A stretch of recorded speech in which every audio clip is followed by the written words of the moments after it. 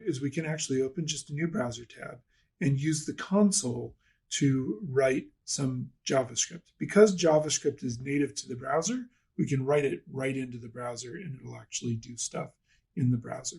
So that's pretty cool. So I have a new tab over here, and you can create a new tab for yourself. And I'm just going to right click and choose inspect. And you have to right click on the white area. You can't right click on an element or something like that. But right click on the white area and choose inspect. And that'll bring up the inspector in Chrome. And again, I'm in Chrome. And when I do that, it might put the inspector over here. It might do some different kinds of things. Some different buttons might be selected. But what you can do is you can use these buttons here. You can arrange this thing, make it bigger or smaller.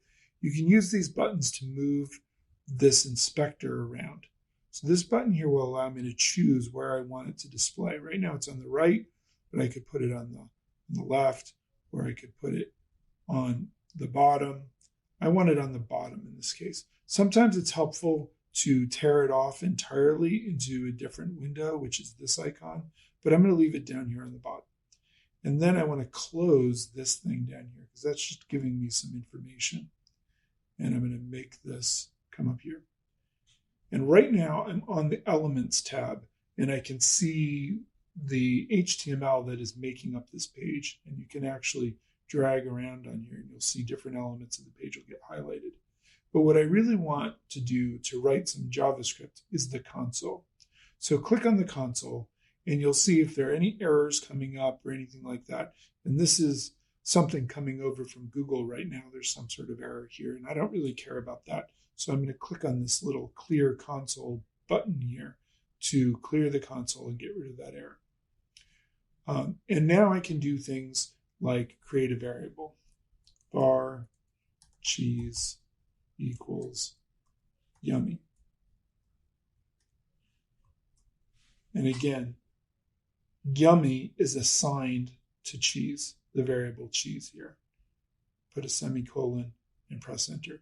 Now, before I do this, another thing that's useful is if this is seeming very small on your screen, you can use Control or on Windows or Command on the Mac and plus the plus key to make the text larger, or the minus key to make it smaller, plus and minus, or you can do Command 0 to put it back to the default size.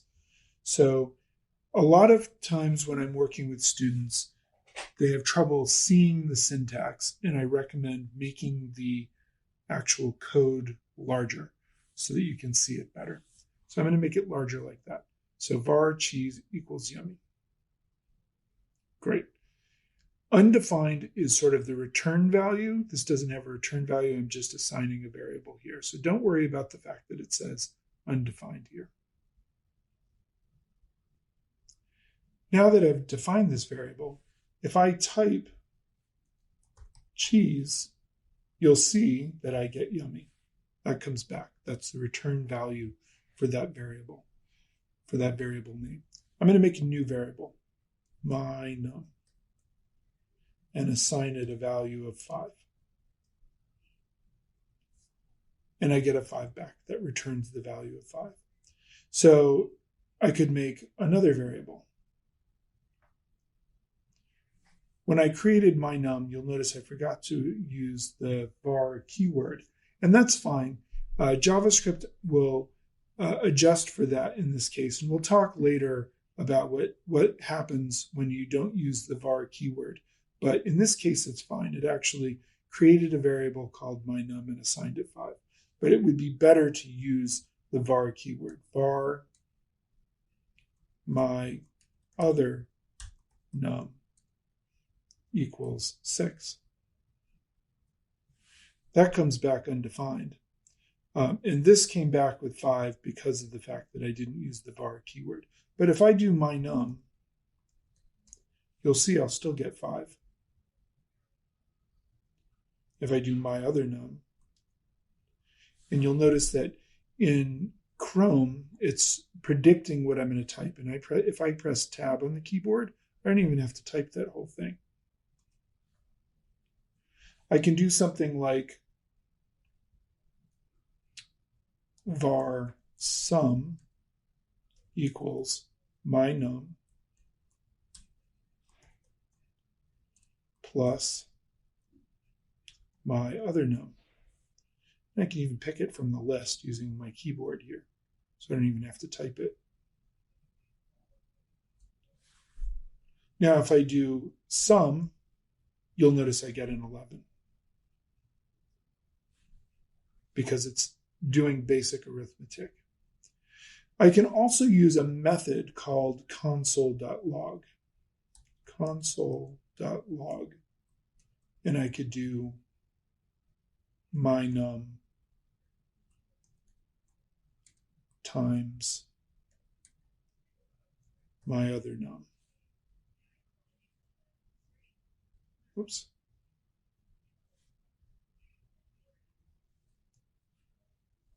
Semicolon. And you'll notice that I get 30 because it's taken 5 and multiplied it by 6. Now we're in the console, so we don't have to use the console.log statement here, the console.log method, but because I can just do my num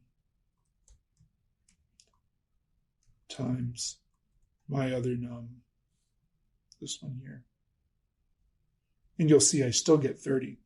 But I'm showing you the console.log method because when we start working with files, we'll use this method a lot to send things to this console. While I'm in the console, I don't actually need to use it.